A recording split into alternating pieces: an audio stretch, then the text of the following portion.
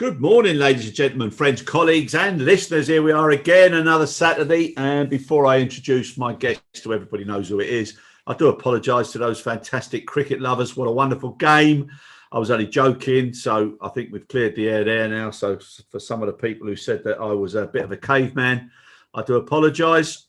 Now back to my educated specialist, Mr. Stephen Dickson. So thanks again for joining me this week, Steve. Starting with a drop kick, Chris. The kickers you mean to go on? Yes. No, we're not gonna do any more sporting analogies. I don't want to upset anybody else. But no, anyhow, it was only a little bit of fun last week. But I'm sorry, but I just can't get into. I'm not sure. I'm not sure who. Where did they use that word offended? Were they offended at all? I think probably surprised, but it was being compared. Me being a caveman and you an intellect and a thinking man's game and all this sort of stuff. You know, it hurt. I must say it hurt. It hurt. But anyhow. Well, I'm glad the offence word wasn't used, because that really riles me, gets up my nose. Everybody seems to be offended by everything currently. No, it was the defence that was weak in this instance, and that being mine. So obviously somebody didn't put it in properly, and we were talking about a different game then. So we better move on to the next phase of our weekend show. But Steve, getting close to our anniversary, mate. I think it'll be the anniversary. Well, it's my wedding anniversary yesterday and today. It was a 2-day Indian wedding, so it's both days together, 11th and 12th. But that reminds me, because it was 1 year ago that we were in Thailand for our wedding anniversary last year, which was the last trip that we had overseas as a family before I then ended up on my mystery tour, consisting of Malaysia, UK, St. Lucia and Trinidad, ending up almost back where I began, and stranded in the UK. The following week you asked me to do the podcast, and that's when you said, look, let's do this one-off show, Stephen, to talk about your experience and what we think might happen, from here on in. And anyway, 51 weeks later, I am still here. Yeah, no, it's gone quickly, though, isn't it, eh? It feels that way. I think it has gone quickly, Chris. I think there's been an awful lot of water under the bridge. I think it's been pretty full on for most people for all sorts of reasons: family life changing, professional life changing, people sadly losing their jobs. Oh, that's terrible, yeah. Others getting sick from coronavirus. It has been a pretty busy 12 months. So I think it has gone really quickly in that regard, because I suspect that for other people it's gone, and you think about those maybe family members or the older generation who are in the care home or not being able to see family and not being able to have the weekly visit from their grandchildren or whatever. I suspect for them it has not gone particularly quick at all, and that they cannot wait now to get out the other side of this, because I suspect that it's all very well where you're busy, but where you're sitting there counting the hours of the day going by and losing that contact with your family, or losing your job and thinking about, what value one now adds or brings to the party, and, a bit of soul searching. I think we feel for those people. So, quick for some and not so quick for others, I suspect. Yeah, no, you're right, Steve. It's sometimes it's a bit of luck in it, how things fall and what you're doing. But, for everybody that's been affected, please God, now the light's starting to flicker a little bit more brighter at the end of the tunnel. But ironically, as we have some good news in some areas, other areas unsuspectedly are starting to take a further dip. So if you look at Australia now, I mean, they're really, like you always keep a keen eye on Australia. I mean, they're really starting to open up now. I do keep a keen eye on Australia, except when it comes to the rugby, Chris. I tend to keep a keener eye on England in that regard. However, yes, in terms of aviation terms, I certainly do keep an keen eye on Australia. That's predominantly because I lived there and lots of friends and colleagues and the like there. But and also I think Australia is a very interesting aviation market. I think it's an aviation market that is predominantly, or historically has been very strong. Had historically two main players, two main carriers in domestic space. Australians, live in a very large country and travel a lot. They have a high propensity to travel when you look at the world ranking, Australia is right up there. I think it's an average between 4.5 and 5 journeys per year per head of population, which is pretty significant. So to see that whole thing come crashing down or to a halt has been very sad.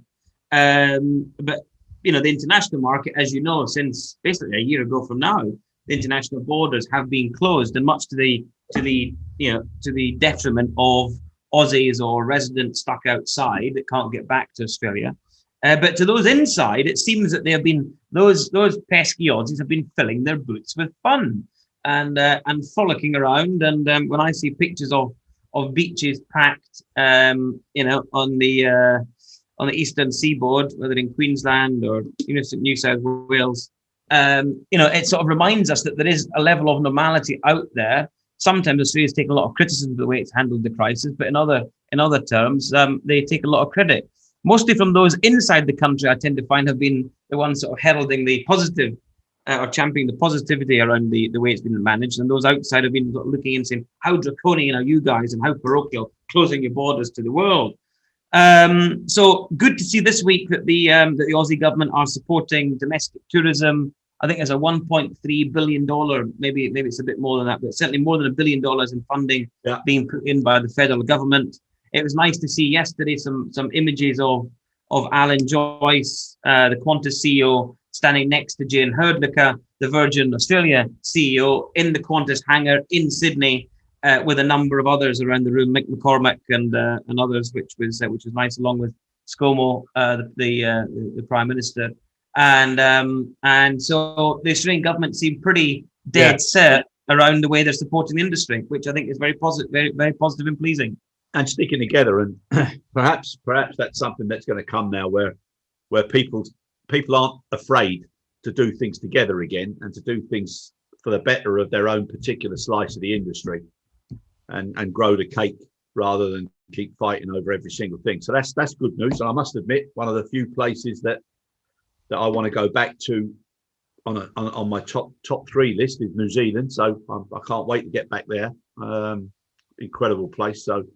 I'm not sure Jacinda will be letting anyone in anytime soon, because even the bubbles, Chris, that they'd opened up with some of the Pacific Islands or Australia have been closed down. So it's a very very strange setup there. I must say it's I'm not one to comment on whether it's working or not, but certainly looking from the outside in, it would seem a very odd thing to do when you have 1 or 2 cases in Auckland, you lock down the entire country again. I mean, that almost smacks of there being zero acceptance of COVID. COVID zero is someone referring to. It's not going to happen. Which is not going to happen. But that's also, Steve, talk about New Zealand now. That's got to be, just talking about anniversaries, that's got to be, what year was the World Cup in New Zealand? 12, was it? 11, I think, Chris. 11. 11. It was 11. Yeah, I think 2011. My God, man, 10 years ago. Good God almighty. Yeah. So, moving on. Right, Australia, New Zealand, that's off the tick box. You didn't want to dwell on that, Chris, on the 2011 Rugby World Cup when we were in New Zealand together. No. Why are you not dwelling on it? I'm steering clear of any sports at the moment. Okay, so I don't want to alienate myself from another group. Apart from, I hope Brentford go up this year.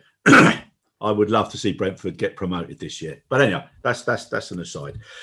So now another couple of areas that are starting to suffer. Poor old Ireland now, hard lockdown. Well, I mean, Ireland sort of, the westernmost, island in the European Union has punched above its weight historically for years and years and years when it comes to aviation. Has a cracking couple of airlines there, both Aer Lingus and Ryanair, expertly run. I think Aer Lingus under the IAG banner and Ryanair for obvious reason. Both successful in their own rights for their own reasons. And Ireland, of course, home to all of the world's largest leasing companies, of course, which there was a transaction this week as well, still to go through. But between the AirCap acquisition of GCAS. So Ireland punches above its weight, compared to population in terms of its aviation power and might. I think, Chris, that's for sure. Yeah. So I think the Irish aviation community, of which you may well have referenced yourself as one before, being a good Irishman and an aviation man yourself, Chris. For those not aware, the accent doesn't give it away at all. But look, I mean, the Irish aviation community have been pretty tight from what I can see, and they've been pretty aligned on this. Even the state-owned airports operator DAA, has been pretty vocal about the lack of a cohesive strategy, the lack of support for Irish aviation. Not just in terms of filling bums on seats again. We all recognise that's a problem, but actually in supporting these highly technical jobs in the MRO capability or more broadly. And I think the one would like to say the cards are about to fall, but DAA making another 1,000 redundancies at a time when we're hearing of all the other markets in Europe, Chris, opening up. Yeah. So we saw France yesterday announcing their borders are opening. The 1st of May. Spain. We've seen Spain. We're talking about Greece, Cyprus.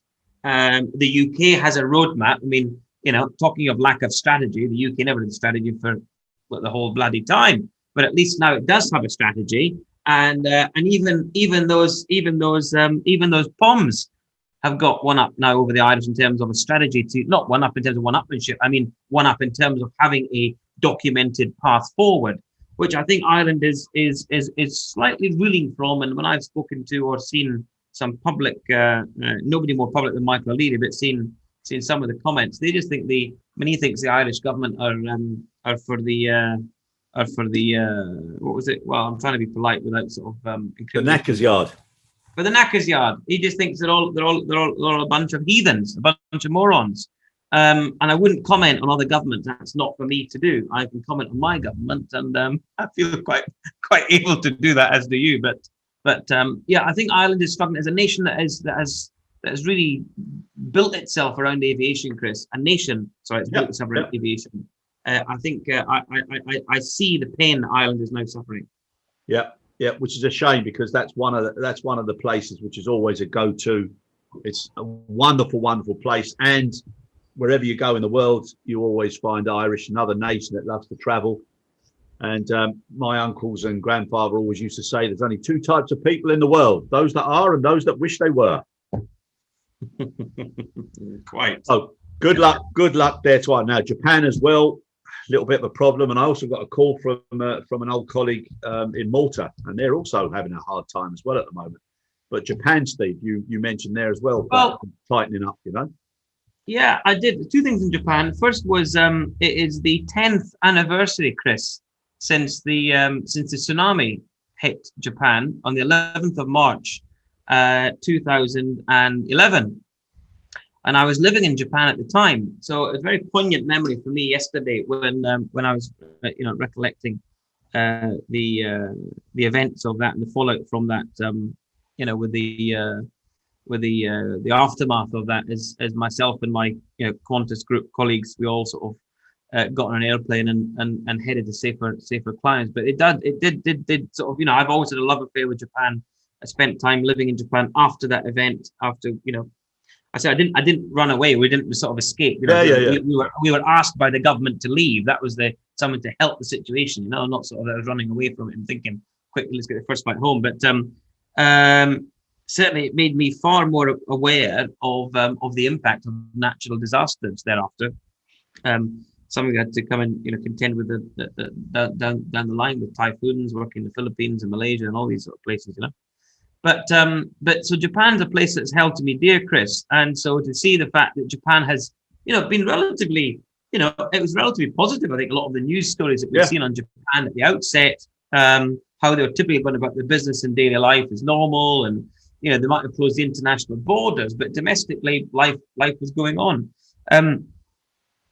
So to now see Japan kind of, closing up further, the limited international quotas that they did have been reduced even further. and the even the domestic flying now, some of the busiest routes in the world we know are in Japan. Places like Sapporo to Tokyo and Osaka, Sapporo, and these sort of places, Itame. And so to see now JAL's domestic capacity, Chris, only from the end of 2020 is now down 35%. That's a 35% drop in only a quarter. Yeah, terrible. So, I mean, that's a massive impact there. So, look, Japan is going through, I guess, some headache again. So, again, as we sort of see other countries coming out of this and opening up tourism and talking about health passports and digital passports, we're still seeing others that are really might have sailed below the radar before in terms of keeping their powder dry, but are now sort of coming a little bit unstuck. It is, but it's a little bit like the tail of the crocodile. You see the face and you see the big threat, and then as soon as that turns around, you don't see that tail coming, and that's the one that can really catch you out. Yeah. So that's happening, and to a degree, it's sort of expected. But the one thing now that everybody's going to have to start doing, and you just mentioned also about queues at airports, but airports now, that's going to be the front door to how everybody responds. So we've had airports now closing runways for obvious reasons, not being used, etc., closing terminals, consolidating terminals. So as soon as this bounced back, and it's starting to come already, Steve, like you got the EasyJet with new routes, you got some other positive news, you got people now bringing pilots back, you got people now sitting in rooms looking at what will they do, how will they do it, etc., etc. The poor old schedulers must be going mad because they keep changing and modifying and changing and adapting and changing. So it's a tough gig for them. But it's going to be airports now who are going to have to start to really focus on what they do, because if there's congestion, like we've seen now, the horror stories there in Heathrow, 5, 4, 5, 6 hours. But if they don't get the right timing to open up because of cash flow and everything else, it's going to have a big impact on how people perceive travel again. And then, unfortunately, people will start, pitching and trying to convince people to come by price inducement. Well, nothing wrong with it with trying to stimulate demand through pricing. That's on markets that have been previously historically unserved or underserved. Stimulating demand through price is no bad thing. However, that it takes a great deal of liquidity and good funding to withstand the impact of some of that activity in terms of pricing activity. I think pricing below cost is a matter for the competition authorities and not for somebody like me, but certainly is a lot of these lead-in fares now in markets here in Asia Pacific. We're seeing fares $29, $39, $1 fares, £1 fares, etc., to just try and kind of to book. Now, again, we've spoken before, Chris, about sort of reeling people in. It's all very well reeling them in, providing there is a degree of certainty about travel. Yeah. If there is still massive question about the ability to travel. I'm not supposed to be here today, by the way. We're supposed to be traveling. We're supposed to be in Langkawi again, and we're not again. Obviously, because we can't travel interstate.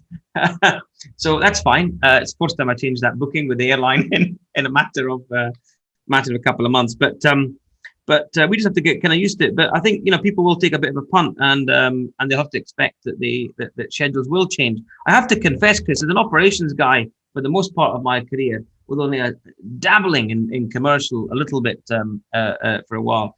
I have to say that most schedulers, airline schedulers that I have come across, or network planners, they're rather schizophrenic folks anyway, and therefore operations guys will always have had challenges with their scheduling team. So this will be, I suspect, either a scheduler's worst nightmare, or it'll be their best possible opportunity to scatter the chess pieces around the board and cause even more chaos for operations who really have to make the thing work. Scheduling can say what they like, but really it's the ops teams that have got to deliver it at the end of the day.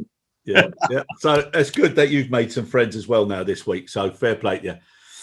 Now, when it comes down to the airports and what they have to consider, and like you said, there's a little bit of funding and stuff I just want to get your opinion on this. But this is an area where now airports are going to need a lot of support and understanding as well. And if they're going to increase, the passenger experience and the passenger through flow, operational efficiencies, now they've got to look at all the testing and possible rapid testing and contactless and touchless technologies for them to be ready for their airport readiness and also the post-pandemic demands. Their operational cost management needs to be reviewed. Obviously now there's no better time than to be using what data intelligence they've got and as much AI and robotics if possible, but also biometrics. So there's a whole gambit, a whole pot of ingredients there that they have to take on board. So for them to match airport operations with terminal and flight activity, they've got a lot to do now. So I mean, look here at London at Heathrow. They closed one runway. There's been consolidation of terminals. So now, Steve, they're going to have to sit down and get this right, or as right as possible. So when the press, who love to focus on things that are going wrong, when they see the bureaucracy and what looks to be an administrative logjam of documentation to do with entries, certificates, facts, everything, and holding up for hours and keeping people together, they've got to start to look at this now in a different fashion. I'd like to think so, Chris. The first thing to say is airports have been historically lazy when it comes to cost management. They've been historically lazy in regulated pricing environments, whereby their pricing schemes are essentially predicated on a regulated asset base. So the more that they want to build, the more capital they invest in their facility, well, the price goes up. No problem. Next year, the price goes up. Next year, the price goes up. Next year, the price. So on a 5-year, quinquennial basis, typically in Europe, that's how pricing these things work. So they've said, well, no worries. The money keeps coming. It's all right. The airlines will pay. And, so that is a complete sort of opposite, the antithesis, if you like, Chris, of how good airline cost discipline typically works, even in full service carriers, but, predominantly in low cost carriers, but full service and low cost carriers alike. They've always been really, really religious about cost management. Airline fares year on year tend to, certainly low cost carriers tend to go down. Average fare reduces. They don't get any automatic escalation based on increasing the capital invested in their business, taking a new aircraft or investing in whatever, unlike an airport does. So I do think that this is a very good wake-up call for airports. Yes. Because this is what airlines have to be contending with for year on year. So whilst airports have had automatic escalation indexed or otherwise to their regulated asset base or the capital footprint, if you like, airlines have had to work to find ways to take some of that cost out to ensure they can offer low fares to stimulate demand, particularly as they grow markets. Yep. So I think a couple of things. One is, with that in mind, contextually, Chris, airlines will still pick up a large deal of the burden associated with that technology or that innovation that you speak to. Why? Because they've all got a different idea about what works or what will work for them and what won't work for them. They've all got different PSSs, they've all got different ground handlers, they've all got different DCSs, they've got different operating environments, they've got different regulators. The regulators got their own idea, and there's no one. We are living in cloud cuckoo land if we think that IATA or ICAO will ever get their shit together to bring the industry together with a universal approach. So what does that mean in answer to your point? So the first thing is airlines are still sort of in charge of that destiny, I think, Chris. The second thing is airports will just, if they do it typically how they've always done it, they will just go and invest in technology, whether it be screening systems or it's scanners or it's technology to verify and validate test certificates, or it's whatever, or it's additional gate room capacity to segregate people and create some more space, or airports will just automatically expect.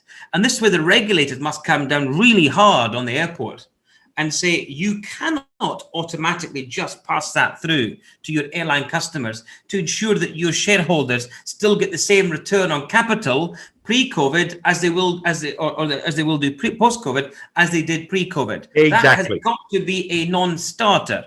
So I feel very passionate about that. The other thing is governments, to a large extent, have got a degree of responsibility here, because in the same way that they've been trying to push people onto trains or into buying green vehicles or whatever for years and years and years.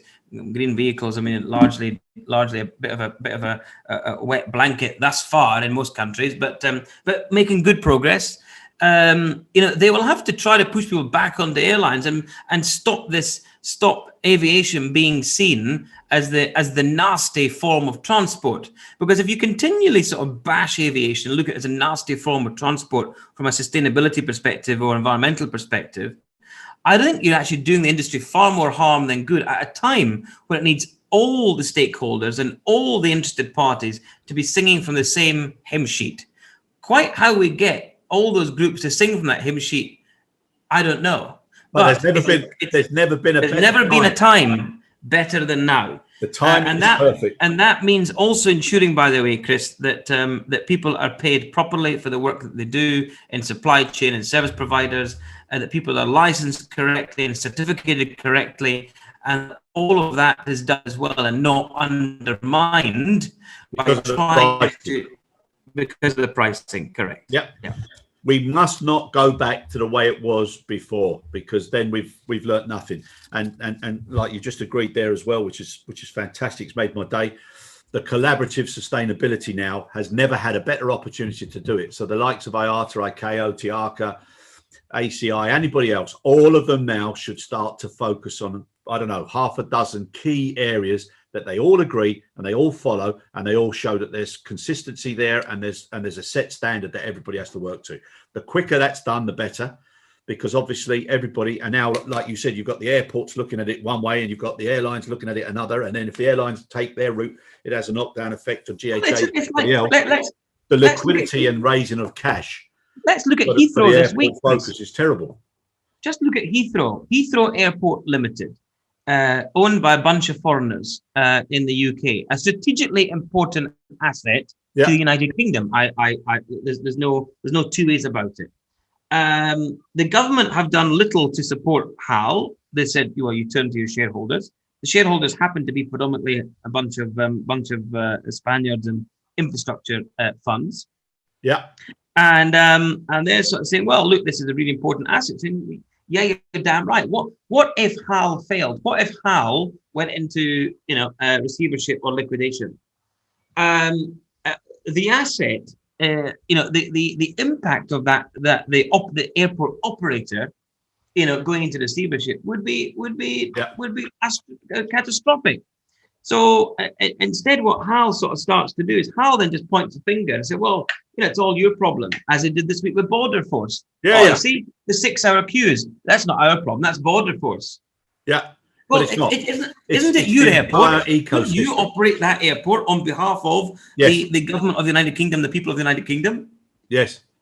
I don't think they look at it that way at all. I think what they look at it the way is to quickly refill their coffers as quickly as possible, so that they can do a little bit of this. Oh well, it was and the airports and airlines that like doing that, they've done that for years. I certainly like doing that one often. It's bloody airport authority, bloody airport. There's a lot of that in our space. I'm not sure that kind of language or conversation is so helpful these days, particularly when it breaks out into the public domain. I don't think that gives confidence to the traveling public, the ones that we want to get back on aircraft and start flying again, and not even fly. We actually just want to put their hand in their pocket and buy a seat with confidence that come July they'll be able to go off to Malaga or Sardinia or Malta for a week's holiday. I mean, there's nothing wrong with that. Instead, you're now made out like it's a barbaric approach or barbaric thought that you'd ever think about booking a flight. Yeah, the whole situation needs a more holistic and long-term view on it, and people have got to start bashing it from the green perspective, because there needs to be a balance. And if there isn't a balance, and the sustainability is all about planet, people, and profit, if you've got no profit, you're not going to be able to invest in something that's then going to have a better effect. But as far as the airports go, they should also look at it, I think, Steve, as like getting fit, going on a diet. You've got immediate pain and feeling a bit uncomfortable, but if you get it right, you've got an awful lot of gain that continually comes thereafter. Airports have been historically the most bloated part of our industry, Chris. Normally staffed, with full of sort of civil servant types who like to retain their old position of being an authority rather than an operator, or actually serving their customers. And so I don't think that will disappear, anytime soon. But look, as you said, now maybe is not the time to sort of get into the politicking of it. Now is the time to actually knuckle down and understand how we can work together to bring this industry back to the beauty that it once was. Yep, exactly. And also to have a sort of an almost, I don't know how you would term, you'll probably term it better than me, but with the capital expenditure and some of the projects that they're going to have to put on hold, how to reprioritize which ones, should go on hold and which ones are so urgently needed that maybe they need to look at different means of support for those particular capital expenditure projects, rather than just put a sweeping, red line through everything that's been planned. The first thing that they should do is speak to their customers, and that's the airlines. So, what facilities are the airlines likely to need, demand, or want, when they restart operations? It seems a very conventional thing for me to do, to ask your customers kind of what they would, what would make you fly to Gatwick rather than Heathrow. I think that's actually something that Stuart Wingate and his team at GAL do extremely well, is talk to the customers, unlike some other airports. But speaking to the customers would be very helpful. And don't think that the passenger is your customer. The airline is your bloody customer. The ground handlers are your customer and your tenants. They tend to know what's going on at those airports and those ports, far better than Joe Bloggs, who flies once a year from Billericay to Bodrum. Yeah, and in bad times, organisations should still continue building that, that commercial strategy and brand, and also get closer, because if the airport again comes together with all of its tenants as one ecosystem, then they can compete. And like you said, why would you go like here, where I live? I'm not too far in between both of the airports, but there are preferences as to why I would go to which one. But I've never actually sat down and thought, other than which is the most convenient, which is where I want to go, etc. But the whole airport ecosystem could do an awful lot more to attract itself to certain segments of the population, and also business models. Yeah, but remember, most airports, Chris, are, well, I mean, not many of us are as privileged as you, in being able to sit between Heathrow and Gatwick, right? I mean, I do as well, as it happens. But most airports are monopolies. Most airports serve a catchment area around a city or population zone that is, if you look at the likes of, London, I mean, we're sort of an exception with a number of airports that are, but you look at some of the larger cities outside of the UK, whether it be in the US or in continental Europe, you've generally got, dependent on where you're heading to, only one airport as a matter of choice. So what airports do then is, when you become a monopoly or an assumed monopoly, you sort of, I always say when I'm talking to customers, I mean, our airline customers or ground handling customers, there's nothing wrong with being a monopoly, but being a monopoly is a privilege. And if you abuse that privilege, then you bring into question the very existence of that monopoly. Yeah. So I'm, you need to just sort of, take that at, for what I mean in terms of, I would suspect that the right thing to do is engage with your customers properly, engage with your stakeholder groups, get some better pricing models in place, suspend some of your thoughts or thinking on how to quickly recover to the shareholders their dividends, and actually start to focus on how do we recover the business, because that will come back down in line, Chris. I mean, that will come back in the track. Yeah. No, the important thing now is stimulate.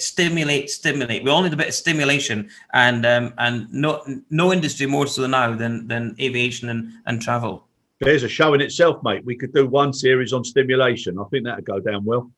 And yeah, the other thing that I want to just say there about airports, some airports and smaller airports and specialist airports, they're really capitalizing well now and taking advantage. And obviously I'm speaking now from a cargo point of view more than anything. And cargo is going to be in a good position for the next 18 months, 2 years. So, you know, anybody that's in that sector now, they should be enjoying the success that's going to come, because it's not been there for a long time before, but also the profile as well. So that's going to be good as well. Then you've got technology, okay, and digitalization. So whether it's digitalization or digital transformation, the innovative side now that people can look at, because this pandemic has fast-tracked anything to do with technology. It's probably crammed 10 years of normal acceptance and resistance and arm opening into 1 year. So this is where people should look. So the queues coming back now to border control, they've got to start being able to do things behind the scenes ahead of time, so that you don't end up with such queues right at the last point where people are so frustrated and just want to get out of there. So this technology and digitalization is so important now, Steve. Yeah, well, look, I mean, we knew it was important, Chris. I mean, most smart airlines and airports had done this years ago. So nothing is new here. In fact, nothing that we're doing is new. Even, travel certificate, verification. There have been requirements to verify, documentation, for as long as I can remember in the last probably 10 years, whether it be a boarding pass on a wallet or a mobile boarding pass with a passport document check, automating document checks, so the passenger enters their own APS details, snaps an image of their passport, that's then stored in the airline DCS, and it can be verified at the airport, either scanned at a kiosk or at a boarding gate or whatever. All of those things have been in existence for years. Nothing is new. So what I would say is there are lots of laggards around. There are laggards everywhere, but none more so than some of these, these industry bodies that kick and drag their heels and kicking and screaming to get anything done, or because we've got to agree on a standard, or there's got to be an RP issued or something.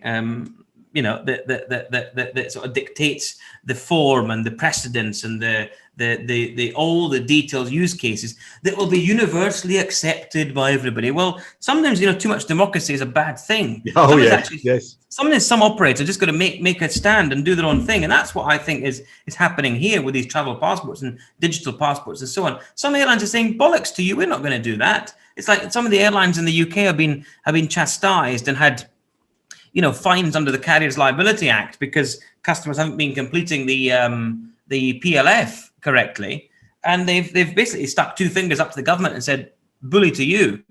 How are you going to possibly verify that a customer traveling with EasyJet, for example, from Lyon to Stansted, started their journey in Recife?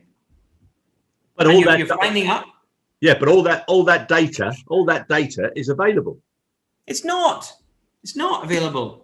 Steve, How does EasyJet get that data, Chris, unless the customer does not declare themselves? No. But that's not what I said. I didn't say it's available to EasyJet. What I'm saying is, look, if you or me, anywhere now today, book a ticket and we book a route, okay, and we follow that route, that detail is in a system somewhere.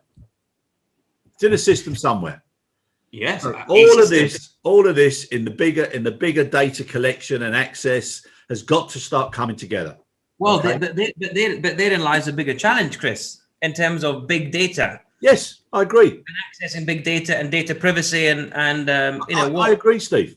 But you've said yourself, everywhere you go, where you are now in KL, you either check in with a QR code. You got everybody's got their CCTVs right. Now. Everybody, there's so much around. So why are people so resistant just to allow certain things to be available, which speeds up and helps everybody so much?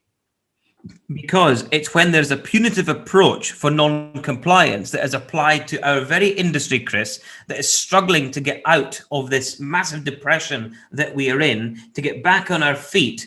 And then when the government start fining £2,000 or £10,000 a time to a carrier that has got absolutely no ability to check or validate that the information that that customer has put on the PLF is correct, and then they get stung with a fine. I think that is wholly inappropriate and just sends the wrong message. So it's not necessarily about the data not being available. It's about the person doing the right thing. It's about people taking self-responsibility for their own actions. It's about the government penalising the individual and not penalising the carrier that is just trying to do the right thing. Correct. Which brings me to another issue, which is something that our industry has never done. When I say ours, obviously I'm talking more from the cargo side. We've never really profiled ourselves well enough. The PR side and the positive side of what goes on, and plus lovely profile, Chris, and all of the things behind the scenes. So we spoke about, I'd love to see, when you get on an airplane, I'd love to see a documentary that shows you all the behind the scenes and how you get there and the different types of opportunities. So whether there's youngsters now who go on holiday with their family and they're sitting there and they turn it on and they think they want to be a vet, but they don't want to go through the amount of years of training, etc. They think they want to be in finance, or they want to be in marketing, or they want to be in construction, or they want to be in welfare, or whatever it is. There is a circle of a career that orbits around every aircraft that lands and takes off. So you can get involved in more than just what people think when they look through that window, or they see, the wonderful crews accepting them on, and the care and the safety of the pilots and the equipment, etc. So if there was more of a positivity about the industry and what goes on behind it and the why, including some of these regulations, Steve, and letting people, the amount of times I've been in a queue and I see screens above me that are nothing going on apart from obvious flashes, why on earth have some real positive narration of why you're having to be in a queue if the queue exists today, etc., just to calm things down a little bit and help people understand the reasons why. And I agree with you, government should not impose fines if they haven't looked at the upstream and downstream controls and the benefits of data-driven decision making and how it all comes to be. Then they shouldn't do it. So I agree. But it is out there, but they've got to now start promoting it. And again, all the sayings about never waste a good crisis and all these political opportunities to do things, there has never been a better time to do things differently now, because people's mindsets and focus are so different. You've got people now sitting down. I've spoken to a few youngsters now, and they're thinking, well, I'm not going to go into this industry, which is what I wanted to do, because if there's another pandemic, it's going to close down again. And then they're looking at industries that are always going to be there no matter what happens, which is good for the likes of the NHS, etc. And fair play to them, that's the right thing. But what I'm saying is everything now is changing, and people's mindsets are changing, who they work for. You've spoken about customer care and customer satisfaction. That is something that's got to be so prominent now moving forward. And I also think there should almost be like a virtual handshake charter that if you go out now and somebody is serving you, show them appreciation and respect, not the way it was before.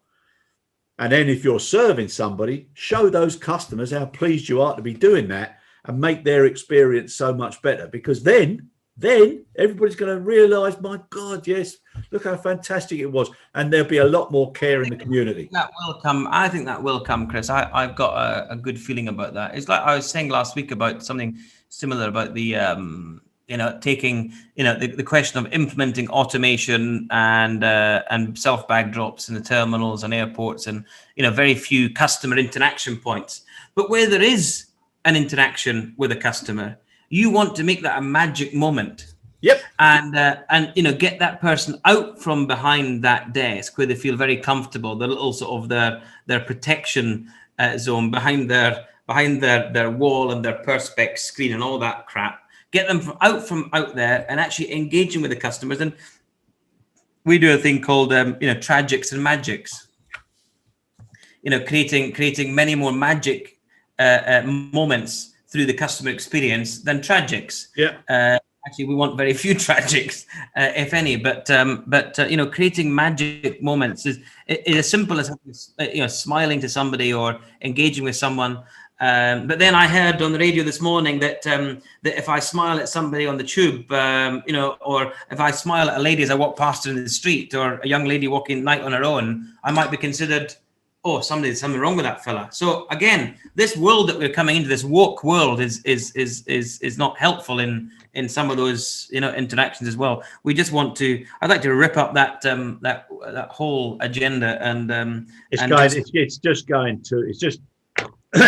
going too far now. You just need a modicum of mutual respect and just be happy. Do you know what I'm saying? It's Christ Almighty. It doesn't matter how many of us live to whatever we think is an old age. It still isn't long enough, and it still is nothing in significance to the amount of time that people have been on this world. So for God's sake, I agree with you. Magic moments, make things nicer for people. And even with technology, Steve, I was thinking to myself, right, the amount of people I've seen, who do their own self bag check, right?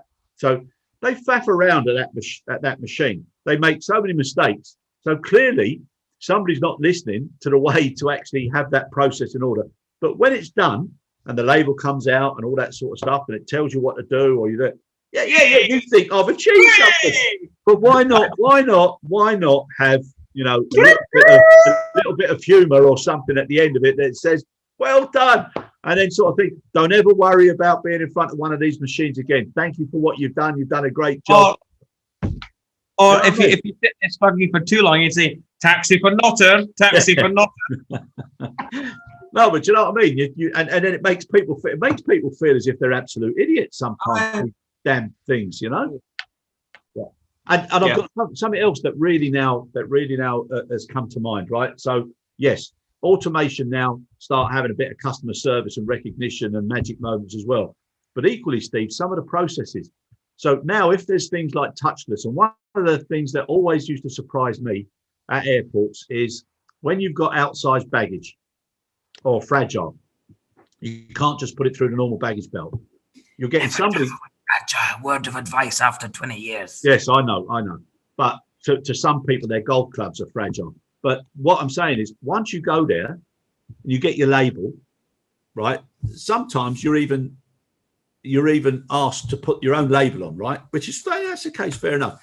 But then at some airports, but listen, at some airports, you've got such a distance to go. And then when you're putting it on the belt, you've got somebody there. The only recognition they do is that label and your boarding pass. Okay. Mm-hmm. But you've got such a distance to go from somewhere where they've seen you and you've checked in to somewhere where they haven't. I mean, there's a lot of loophole opportunities there. And I think lots of these processes now, if things are going to be touchless, they need a little bit of thought process into how secure some of them are. And that was just something I was thinking about, because at one airport, my holy mother of Moses, I must have gone past 4 signs from the check-in to the outer gauge because they closed the other outer gauge. So, what are you doing traveling without a gauge, Chris? Sorry? What are you doing traveling without a gauge? Golf clubs. I thought a man like you would have had a caddy that arranged that sort of stuff for you. Well, Steve, that is why, my friend, and to those who said, why do I like more physical sports and you like thinking man sports? You can, sir, because you come. See, I'd be going, all right, sir. All right, sir. Yeah, thank you, sir. But anybody who's relying on tips now, when business comes back, what a wonderful time to show how much you care about the customer and how pleased you are to be back. I think a lot of bonuses, quick bonuses there for people who can influence that tipping culture. If you create, people very rarely speak about the good moments on their experience, Chris. Why? Yep. Because I think people sort of generally accept that it will be mediocre or it'll be passable. Yep. One thing they also speak about are the tragics. When you screwed up, when your bag didn't arrive, or the 3-hour delay, or the 7-hour delay, then the cancellation, then the no hotel room overnight. We wait. That's what people speak about. I would really like to think that as we come out of this, people can start speaking about these magic moments, which I often do. I mean, I enjoy speaking. Actually speaking, period. You'll get. But look, I enjoy speaking, particularly with service staff, Chris. Whether it be in a restaurant or a pub or in the airport, and often, my wife is a little bit shyer than me. That doesn't take much to be shyer than me, I suppose. She would say, "Oh, darling, what are you talking to that? What are you talking to that person?" Or you say, "Look," she said, "Gosh, you speak to anybody?" I said, "Well, look, I'm just having a little bit of gentle, innocent conversation." And often, Chris, it's these people that the guy that is, I'll speak to the cleaner in the airport terminal, or speak to the guy who's sort of doing hard graft, or the porter sort of moving trolleys around. Well, it's just all right, mate. Oh, good morning. Yeah. Those little things. I'm not saying that I'm special for doing that. I'm simply saying an example of those little things. Sometimes, particularly in a different environment, not necessarily in your home environment, but also overseas, they make a big difference to a lot of people, Chris. They really respond to that, and I think it's nice to be relatable, and we're all human, as you say, at the end of the day. So I do think there's something to be said for just. I totally agree. I totally agree with you. Just remind me, one of the places that unfortunately I've had to frequent, and it's not been the best of environments or condition, is toilets in airports sometimes. And in some of the airports and some of the countries, I know you travel extensively as well, but some of the places I've been, I definitely know most of my family, especially my wife, my daughter, they would not go in there. They prefer to go through the pain of not going. I will go anywhere. Okay. So that's just it. However, when you go somewhere and somebody in that environment is paying attention to what they can do to better it, or to make somebody, think, oh my God, there's a pleasant surprise, I always tip those people much more than I tip anybody else. And the way they sometimes look after you, look after your things, etc., and just what they do, And I think if you can do it in that environment, then my God, why can't people be that positive about what they do in others? I totally agree. Having lived in India or worked in India, Chris, you understand. I share some of the stories that are not for not for consumption necessarily. Yeah, that would be on a different show altogether. But listen, another week, and we're almost at the anniversary. So I feel we should do something. We should recognise positives and magic moments that we've looked back on over the year. And we should maybe give ourselves some awards, virtual or real, to people. I've got a couple of ideas which I'll send to you offline. But I think we should do that next week because, a lot of people have done an awful lot of good. So fair play to them. Brilliant. And hopefully everybody, all of us together, will come together now as one community, grow the industry cake, and then we've got bigger slices as a result of it for the right reasons. We all like a big slice, Chris. Yeah. Holy mother of Moses. Now, if anybody calls me a caveman again, they're out of order. What a way to finish it with that double entendre. That's terrible. Anyhow, I shall bid farewell. I look forward to our anniversary show. And Steve, thanks for the past year. It's absolutely flown by, which is good, but also scary. Well, I'm very happy to be your flanker, Chris. Anytime. Oh, that was good. That was good, eh? Hey, that was good, mate. Yeah, you certainly put the ball in the right scrum there, son. Well done. All right, take care. See you next week. Cheerio. Cheers.